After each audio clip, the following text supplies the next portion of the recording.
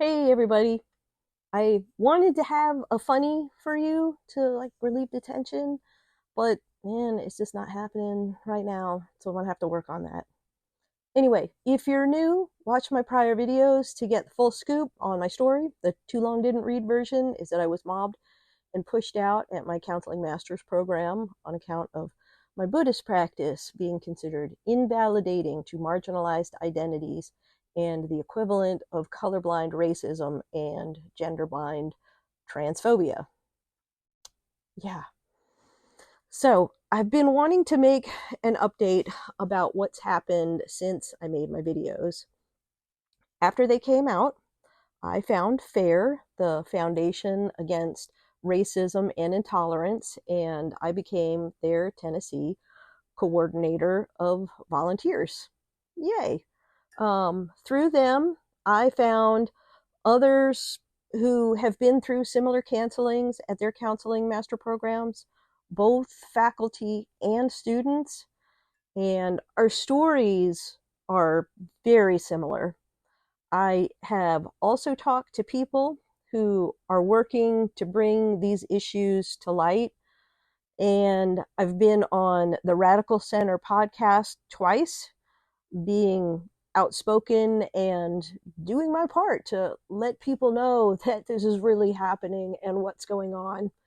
And I'm making the effort because I believe that counseling from a DEI critical theories framework will result in malpractice. I'm also going to be on two other podcasts this month. And a big part of all of that, over the Christmas break, I researched the history of counseling. I wanted to know what happened because I needed to understand how this field could go from sound psychology to preaching an ideology that is deeply bigoted and goes against all the scientific evidence. And what I found really shocked me. Uh, Over the course of the last 36 years, select members of the counseling field have been meeting at conventions. Starting in 1988, a group including members of the American Counseling Association, which is the ACA, Chi Sigma Iota, which is the organization for counseling college students, so like all of the master's students and doc students, KCREP, the accreditation body, that's and the educators and the licensing board members. And they decided that they needed to create a professional identity that set counseling apart from social work and psychotherapy. They also decided that all counselors should adopt multiculturalism as a value. And they went so far as to decide that counselors should push clients to adopt this value as well. And let me just make that clear, pushing anything on clients is unethical. Now, that bit has been scrubbed from later versions of the record, but it's never been disavowed publicly by the profession that I could find. I would love to hear it if it has happened. So, all of that is what happened in 1988. 10 years later, there were two big meetings in Greensboro, North Carolina. These meetings were invitation only, and they were largely about making advocacy the hallmark of the profession. They wanted counseling to have a obvious professional identity, and they believed that advocacy was the way to go. These but these were mega meetings that excluded counselors who disagreed with making advocacy the part of the professional identity. And they even listed that group of counselors as obstacles. I wrote a full article on this. It was published at Minding the Campus, and the link is in the description. Please go read it and share it. It has all of the links to these articles and foundation documents in the document.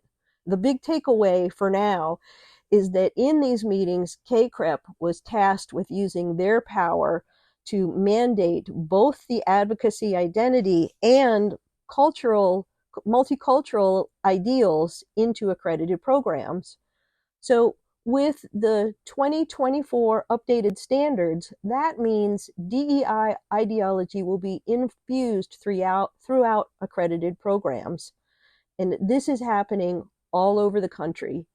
And because half of the states on some level require accreditation to get a license, along with the Army, Veterans Affairs, and more, that means this kind of instruction and counseling is mandated by law.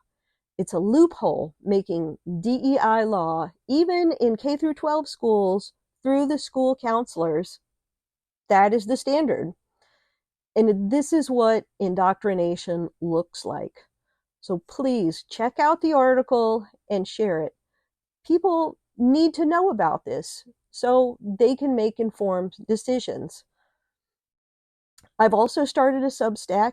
It starts with the most thorough account of what I experienced in grad school so far, and it's free, so please go and enjoy. If you do want to help me and are able, there are other ways. I just am wanting to get helpful information out with that. I hope this gives people more of a complete picture of how this indoctrination is taking place and working. I also have a list of other topics I'm going to be writing on, from how to cope with being canceled to more accreditation issues. I don't think it's just counseling that's doing some of these things. And I don't think that we're going to see real change until we fix that accreditation problem. I'm also going to be writing on educational malpractice, how to listen to opposing opinions without losing your mind or hopefully your friendships, the cost of DEI, faith-based counseling, and more. So if you have a topic suggestion, leave a comment. If I get enough comments about an issue, I will write about it. I've also reached out to my local Tennessee lawmakers, and I'm working on reaching the Tennessee political parties. Some of that has been encouraging, but people should know that it is going to take a lot of people calling their legislators and showing up to talk to them before there's going to be any real traction for change. One person like me cannot do it all. Even a handful is not as powerful as a big group making their voices heard by getting in touch with their lawmakers. One side note, even if you're angry, be respectful and kind to your lawmakers. Leadership can be very stressful, especially for leaders that have empathy, and they do. They are out there. If we make that job more miserable for those folks who do care, because we can't control our emotions, that chases out the kind people and leaves only those who don't care willing to do the job. So just be mindful of that. And speak up a lot, but be nice about it. That's my suggestion.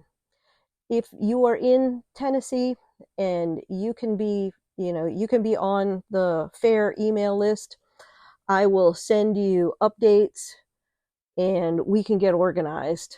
So if you're elsewhere, FAIR has chapters all over the US. And if I didn't say that right, you reach out to FAIR if you're in Tennessee. That's what I meant to say. Anyway, if you're not in the US, reach out to others in your area.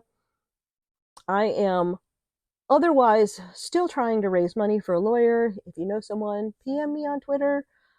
You can also help by donating at GiveSendGo or visiting my Thought Criminal store. And I'm also deep into looking for work, so that is going to slow down my posting and definitely my videos. These are hard for me to put together, but I'm not stopping. Look in the description for all of the link goodies. Please like and comment if you're feeling it, and keep up the wrong think. I will be in touch. Cheers.